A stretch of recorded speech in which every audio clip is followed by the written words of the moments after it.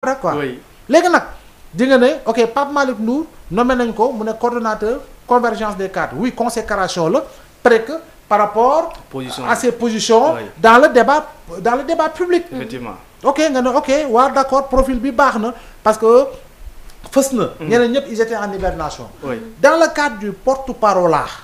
ñu andi ay nit sous la houlette toujours de Seydou Gueye. oui Seydou Gueye qui est porte-parole qui parle mais qui parle très rarement. mais qui n'est jamais également dans les excès il faut quand même nit ku ne nga reconnaître ko kii wam. il n'est jamais dans les excès. maanaam du waxu ku daanu saret yooyu. attaquer saaga xaste xarab. dina joxe ay position mais en usant véritablement des mots qu'il faut. parce que tamit formation dafa baax. xëy na fu mu jaar la si wàllu formation politique parce que avant l'APR c'était le parti de Abdourahim Agne. Avant le parti de Abdourahim Agne, c'était le Parti socialiste français. Et dans le Parti socialiste français, c'était l'école de la Rocardie. d'accord. Donc, formation. voilà. Donc, xëy na yooyu tam passage yooyu am na solo.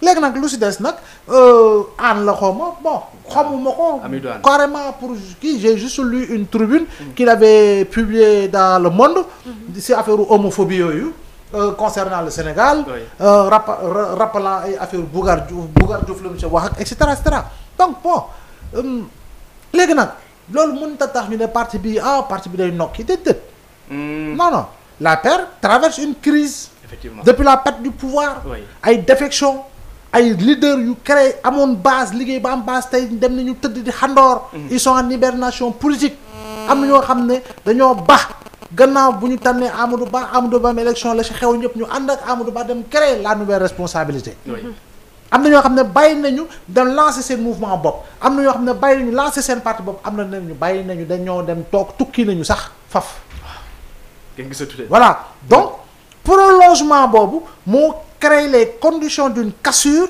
et tout parti politique qui perd le pouvoir fii si comme suñu réew bi cassure moo si topp PS dund na ko PDS dund na ko keneen itamit bu perdre pouvoir dina ko dund donc de ce point de vue là ce que l'on retient d'essentiel par rapport véritablement à des partis comme l'APR et par rapport à sa réorganisation il faut quand même que nous retenir une chose ce que l'on retient et qui est essentiel par rapport véritablement à la réorganisation moo di écoute réorganiser nañu léegi nag le seul travail qui vaille c'est le travail de remobilisation c'est le travail de remassification c'est le travail de recrutement mais dina jafe parce que APR même bu mu nekk ci nguur crise de leadership guerre intestine effectivement donc mobilisation bi ak remobilisation bi du nekk lu yomb ci biir APR actuellement alors dañu jàll ci beneen point wax ci li nga xam ne aussi jëm na ci dossier des victimes parce que xam ne le ministre de la justice Ousmane Diagne daal dinay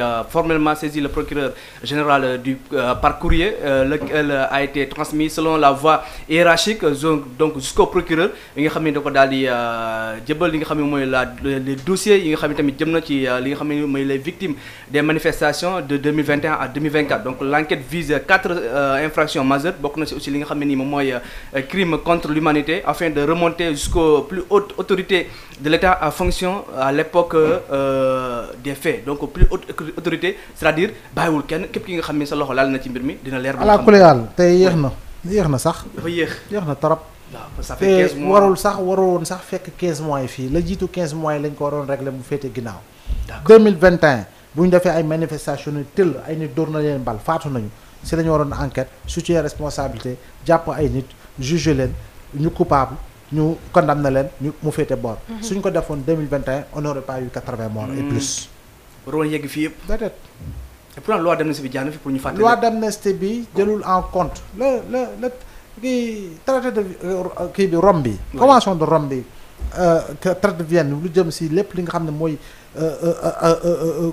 torture acte dégradant xaw ma nu ñu koy waxee mort mais loolu mënu ça peut pas être amnistié ce sont des faits qui ne peuvent pas être amnistiés donc waroon nañ ko féetale bu yàgg fee dañ ko bu yàgg mais dañ ko seetaan léegi nag comme ministre de la justice saisir na le procureur général mais il y a à peu près xawma 65 plaintes xawma su ma gisul xawma je crois bien victime ñoo xam ne ay victimes nañu ñoo xam ne ils ont subi des actes de torture à l'image de Pape Abdoulaye Touré nañu déroulé xam nañu ñi sénégalais ñoo doon filmer ñiy dóor bal sénégalais ñoo doon filmer du ay tubaab sénégalais ñooy témoin sénégalais ñoo gis lu xew sénégalais yi ay visage yoo xam ne marqué na leen bu ñu leen wutaloo ñu xam ñan ñoo doon nervi yi nekkoon sur le terrain ñan ñoo leen recruter woon woto yi ñan ñoo ko moom plaque d'immatriculation yi boo xoolee vidéo yi gis ko alors où est le problème enquête bi du compliqué non du je dis je ne sais pas à quel niveau la war a compliqué mais am na yenn fee si biir fee yi yoo xam ne teg nit ki loxo wala teg nit ñi loxo du doon loo xam ne lu jafe lay doon mais professeur est-ce que vous pensez pas que c'est pas un peu trop tard parce que durant loolu xam nga yàgg na mën naa ne yàgg na d'ici peut-être 1 an 2 ans donc vous pensez bien que dinañ mën a reconstituer bien sûr fee le génocide rwandais c'est en 94 jusqu'au moment où nous parlons il y a des poursuites qui sont lancées contre des personnes impliquées dans le génocide rwandais et le génocide c'était en 1994 d'accord kon boog fait du question def na 20 ans def na 15 ans de tant que fait concerné wu li mu ñu mën a duppee délai de prescription te crime bokk ci nii donc leneen délai de prescription ñu ne waaw jàll na après nit ki mënatoo ko topp voilà mais l'action s'est éteinte par rapport véritablement à l'atteinte du délai de prescription mais si lii nii 2021 2024 bu ñu nee reporté nañu élection 3 morts xaw ma 4 morts yàggul am na fee yu gën a yàgg yoo xam ne 20 ans après la ñuy lancer enquête en Europe da ngay gis ñu ne la teg ubbi nañu enquête boo xam ne que rayoon 88 la woon tey ka ñu jàpp am na 85 ans ci enquête bi moo ko firndeel. ama sama loo xam ne c'est encore frais dans nos têtes. d'accord on parle de la convocation éventuelle de Antoine Diome ak Pape Malick Ndour xëy na ñi nga xam ne tudd na leen ci biir dossier est-ce que mën nañoo xaar aussi seen convocation. ah bien sûr tout est possible dans cette enquête là tout est possible. vidéo aussi RFI defoon yi France 24 defoon vidéo boobu. non du France 24 moo ko def moom laa lay wax ni sénégalais ñoo ko filmé France 24 dafa jël rek la nekkoon ci TikTok ak Facebook ak yoo xam ne ay sénégalais ñoo ko publié. aussi simple que ça. France 24 publié wu ko.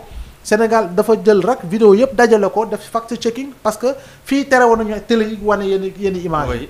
c'est tout loolu kese la. parce que à un moment donné coupé woon nañ sax signal yi. si je me rappelle bien. connexion yi yëpp donc loolu kese la. effectivement. mais yéex na gaaw na def nañ ko actuellement tamit ñoo ngi xaar justice mu def mu bañ a am aussi benn pression ñu def ko ci de manière bi nga xam ne ñëpp aussi dañ ci xam ne lii.